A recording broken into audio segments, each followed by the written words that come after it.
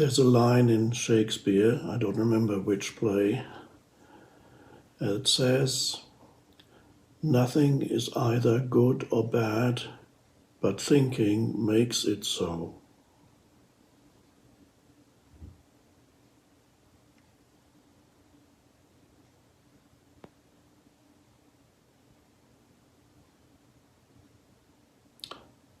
There's a very important lesson here. An essential part of spiritual awakening, or we could call it the awakening of consciousness, is to learn to become aware of the difference between the situation that you find yourself in and what your mind says about the situation that you find yourself in, particularly challenging situations. Many of you at this time are perhaps confined to a small space, perhaps a small apartment, not allowed to go out except to buy groceries or other essentials. Perhaps you have to share that space with several people, or there's nobody else and you're feeling lonely. Or you may be experiencing that money is becoming scarce because you've been laid off, no more income. Or you're feeling sick, and there's a fever, there's cough.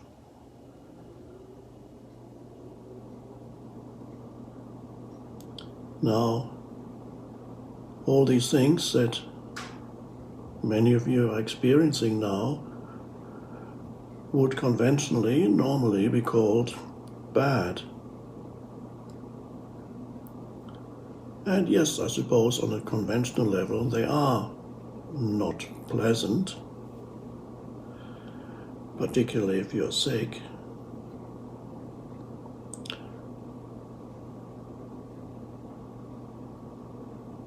So what does it mean? What does Shakespeare mean when he says, "Nothing is either good or bad, but thinking makes it so"? So your very essential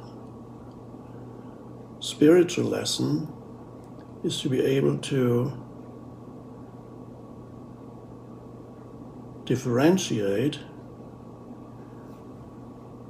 between a situation that you are experiencing and your mental commentary about the situation that you're experiencing, the thoughts that you have concerning the situation that you're experiencing. Now, for most people, anybody who's not sufficiently aware, for most people, whatever they experience and the mental commentary that they have about their experience are a single phenomenon.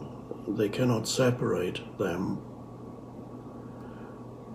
So, let's say you are cooped up in a small space, have been there for already a week or 2 weeks, and you're thinking about how much longer and you can't stand it anymore. This is just too awful. And the self-talk continues, and it's telling you how awful and unacceptable this situation is, and this self-talk may generate self-pity, it may generate anger, it may generate depression, and it certainly will generate fear, because a lot of the self-talk is about how bad it's not just how bad it is now, but how bad it's going to be. It's going to be worse. That's what the mind is often saying. And then when the mind is saying that it's going to get worse, then basically for you it is already worse, and it gets worse and worse.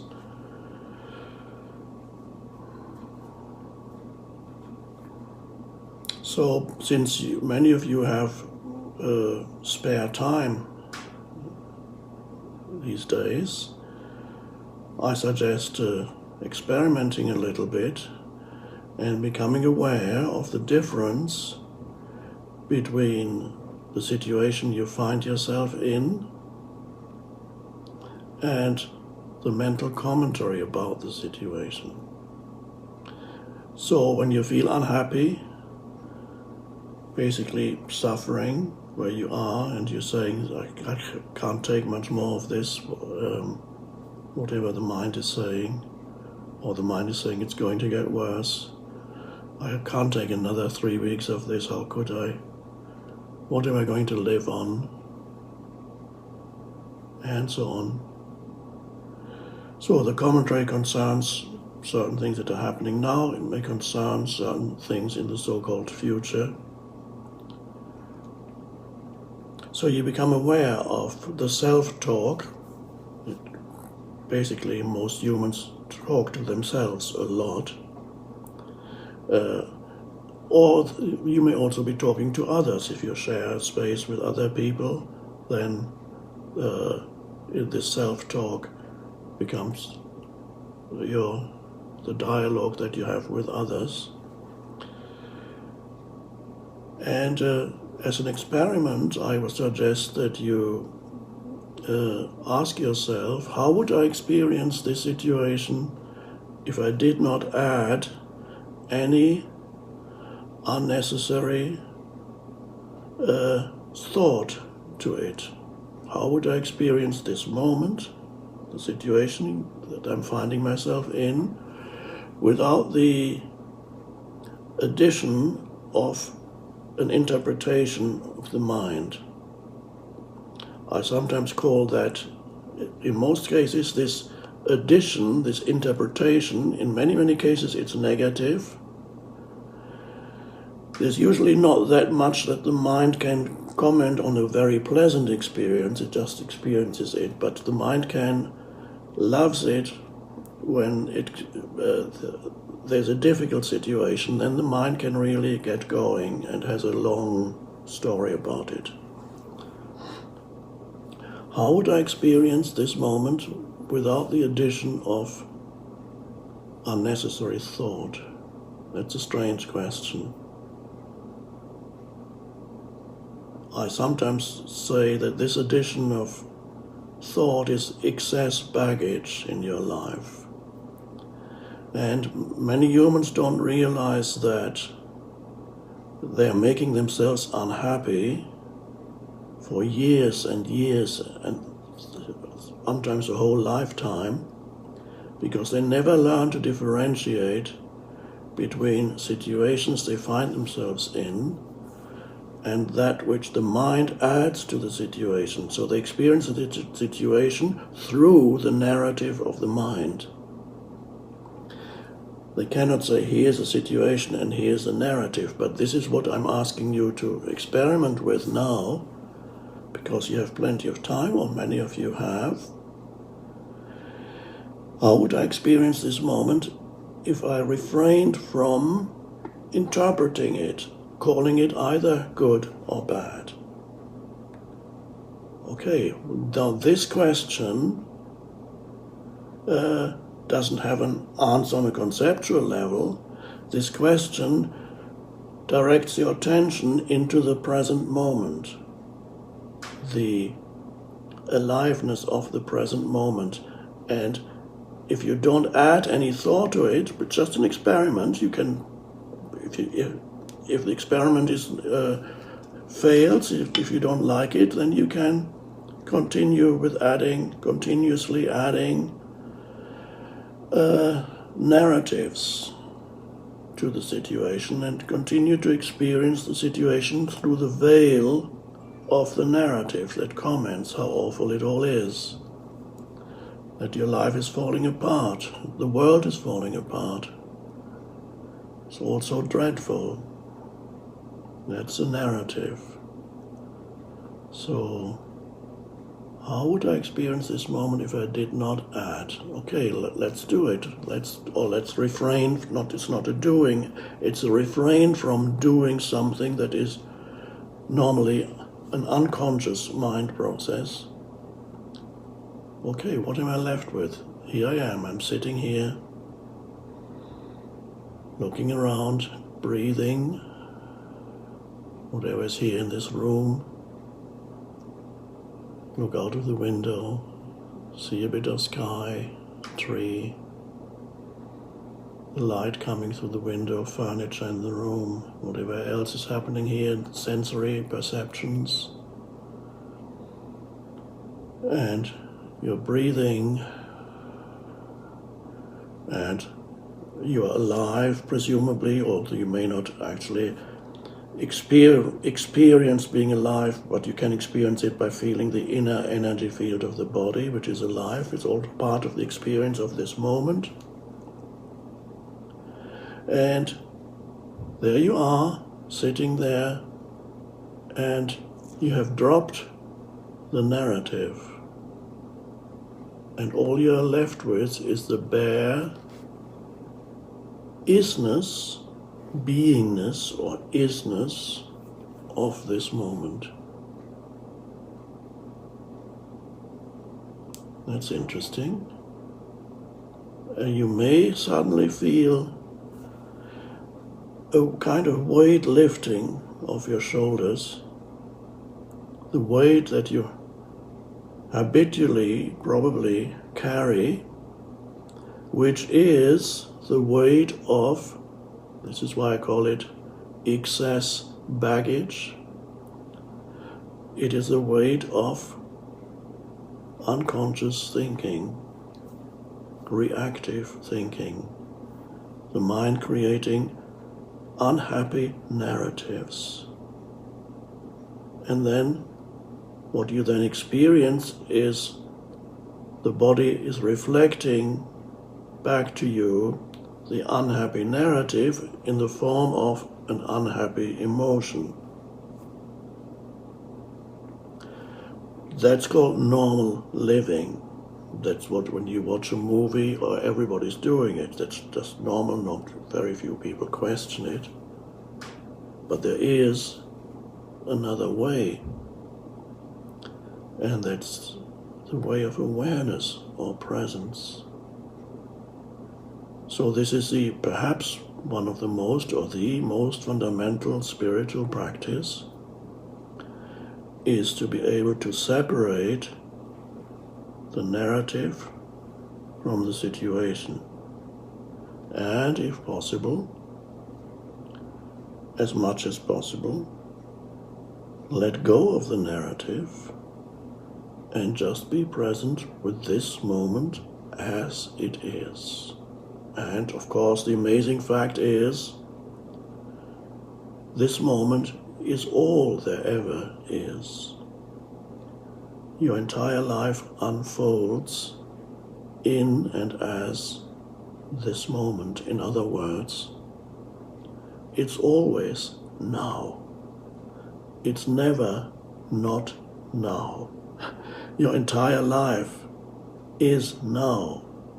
Whatever happened in the past happened in the now, and when you remember it now. Whatever will happen in the future will not happen in the future, it will happen in the now, because when the future comes, it's no longer future, it's the now. And when you think about the future, it's a thought. In the present moment, in the now. So life and now, your life and the now are inseparable. And there's an enormous power hiding in the now, which means hiding in you. And a deep sense of aliveness and beingness that goes far beyond what we conventionally call happiness. It's not happiness, it's deeper. But you need to be challenged by life to find it, and this is what's happening for millions. collectively now, on a personal level, everybody gets challenged periodically also, but now collectively we're being challenged. We need to wake up out of unconscious thinking, out of complete identification with the thinking mind, which is conditioned by the past. And we need to realize that there is in us, there is in you, another dimension of consciousness that has always been there, but habitually, one could say, overlooked. And that is the dimension of awareness, which is consciousness without thought. You probably have experienced it on many occasions, briefly. For example, when engaged in an activity that requires you to be absolutely present, climbing up a mountain, sometimes perhaps engaged in some kind of sport activity, it requires you to be absolutely present. And then there's an awareness there, but there's no conceptual thinking, there's no time for thinking. And the strange thing is, this awareness is a deeper identity. It's the awareness that you are frees you ultimately from yourself, the limited self, the conditioned self, the mind-made sense of self that for most people, that's all they know. But there's more to you. And there's a deeper identity in you, and that identity is awareness itself, that is consciousness itself. It's the unconditioned consciousness itself. And it's not difficult to experience that, to realize that. But humans they need the challenge to be driven there, and this is why what we are going through right now is potentially very helpful. So the practice is, how would I experience this moment without the addition of thought? And then you come to experience the pure isness of this moment, in which there is no suffering. There is only the isness of this, because all the unhappiness ultimately was not created by the situation, it was created by the narrative. But you didn't know that, as most humans still don't know that, because they cannot separate the situation from the narrative. And so whenever you feel unhappy, you feel fearful, you feel depressed, you feel resentful, what's happening, self-pity, whatever it may be, use that as a little wake-up call. Say, okay, how does this arise? How is this feeling of unhappiness in whatever form, how does it come about? And then you become more and more aware of what goes on in your thinking mind. The awareness is deeper, a deeper dimension of consciousness. You can say higher or deeper, it doesn't matter. It is a deeper dimension of consciousness than the activity of thought, which is also consciousness. Every thought is a form that consciousness takes.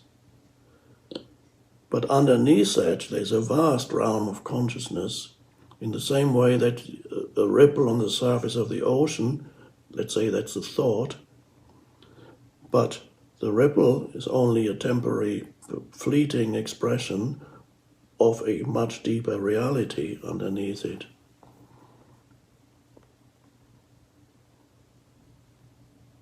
And so you wake up to that deeper identity by realizing the fundamental difference between what is and what the mind has to say about it.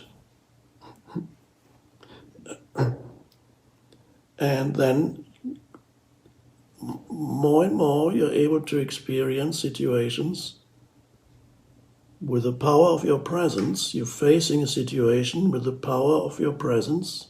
It's not your presence, but let's just call it yours. You face it with the power of your presence, which is true intelligence, instead of being reactive and complaining about what it ever is you're experiencing. A lot of that unnecessary mind activity, the narrative, the excess baggage, a lot of that you might have noticed is complaining. You can complain about life, about other people around you, you can complain about the unfairness of it all, how life has treated you, or whatever it is. You can complain about whatever the politicians and all kinds of the infinite things you can complain about. And so a lot of that narrative has an element of complaining to it.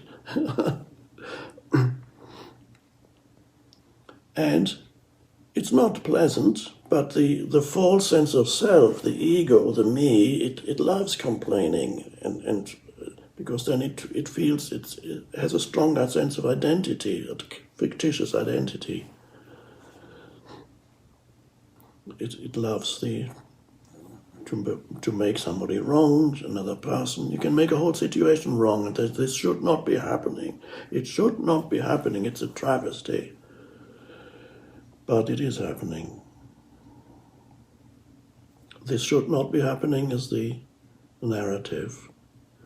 And that what makes you unhappy in most cases, perhaps all cases, is the narrative in the mind, not the situation. The situation is as it is. And as when you realize that, then more and more are you able to face every situation, which is in the present moment, the only place where any situation can arise. You face it as it is in the now, with the power of your presence. And if action is required, you take action. If nothing can be done, you leave it alone. It is as it is, and you are not unhappy about it anymore.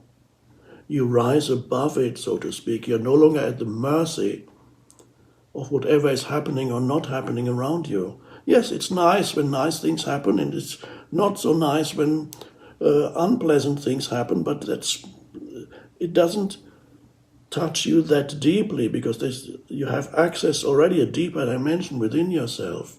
So you're no longer at the mercy of conditions. Because as long as you're at the mercy of conditions, life is very frustrating, because conditions or situations you find yourself in are never satisfying for very long. And a lot of the time they are unsatisfying. A lot of the time they are challenging. Because life is not here to make you happy. The world isn't here to make you happy. It's here to awaken you, to make you conscious. How does it do that? It does that by challenging you. And it's doing it now.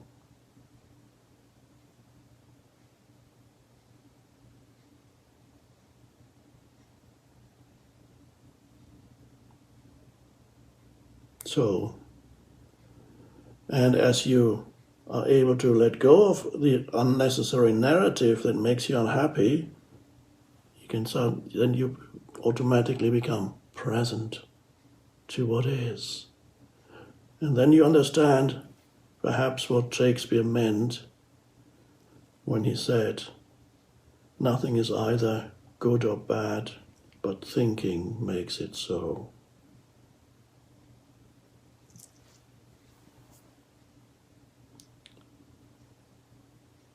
Thanks. I will talk to you again soon. In the meantime, please try it out, practice,